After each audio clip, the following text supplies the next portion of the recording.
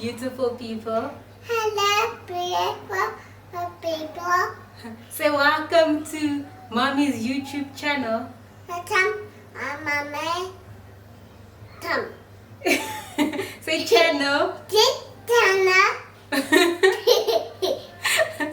Alright guys, today I'm joined by my co-host here, my daughter. Yeah, her co-host here. She's only like 2 years old. So today I just want to talk about learning to live on a budget. So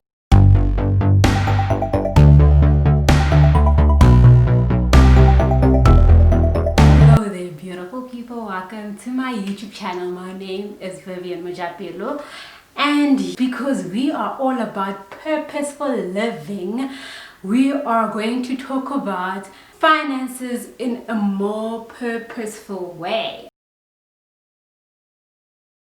And today we just want to talk about budgeting.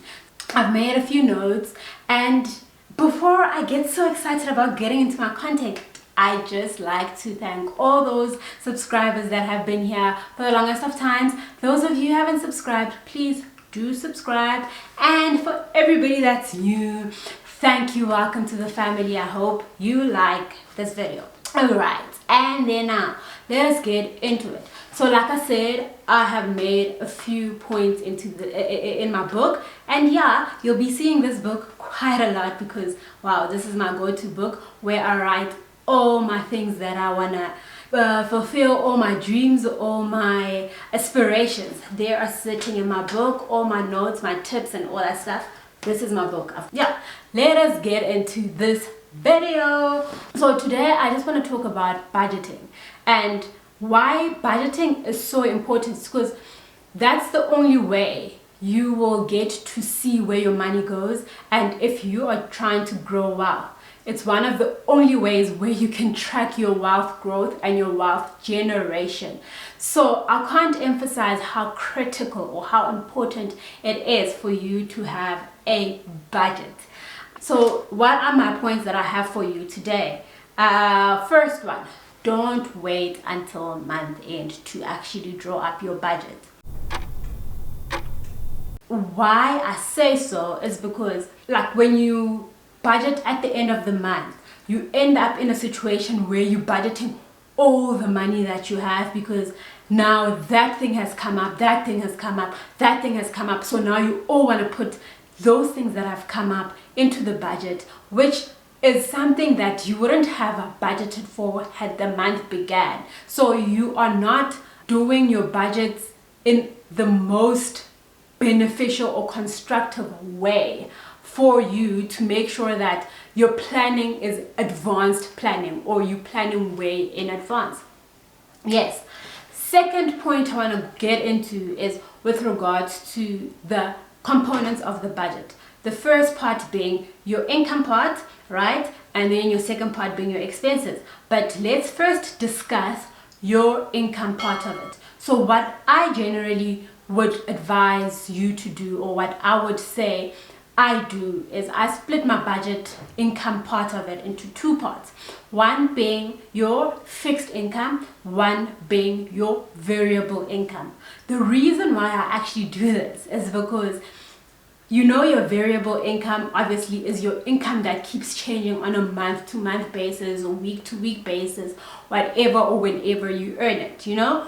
So when you include or you rely a lot on your variable income, then it starts becoming a very risky financial plan for your life, because we look at COVID-19. Things have happened and people haven't been able to earn their variable income. So that is why I would think it's so important to split the two, so that you know that should anything, literally anything, go wrong and that variable income can't be received, you still have your fixed income to fall back on. The important points around your variable versus fixed income is that when you budget, make sure that you try and restrict your budget to your fixed income.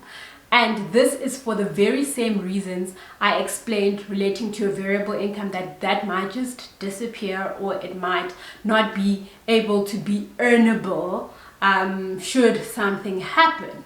And now if you get used to that additional variable income, when you are supposed to budget your expenses are going to then kind of be so much that they're eating into your variable income. So if you can't earn your variable income, you end up with expenses that you are not able to pay, and that is not the most ideal position to be in.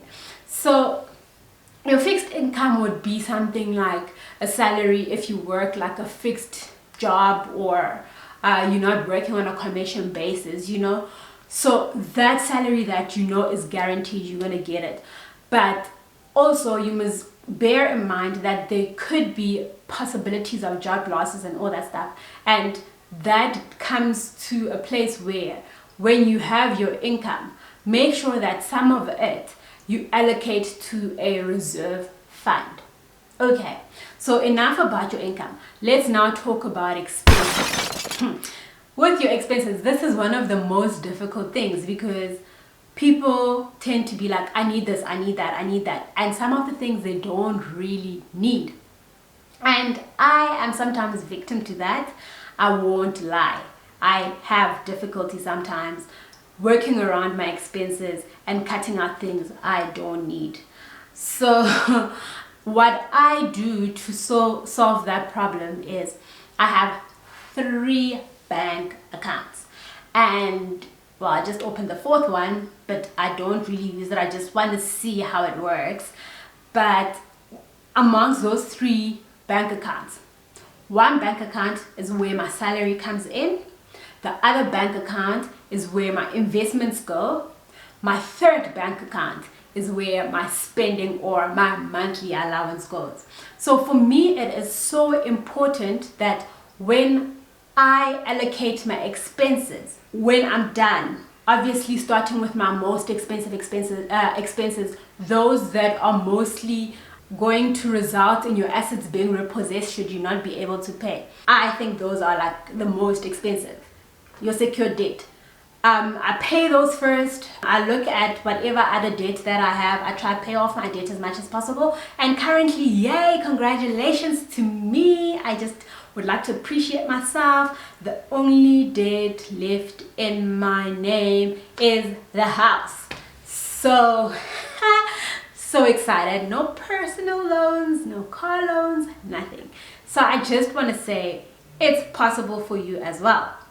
Now, getting back to what I was saying, pay all those debts that are so essential that could make you lose your assets.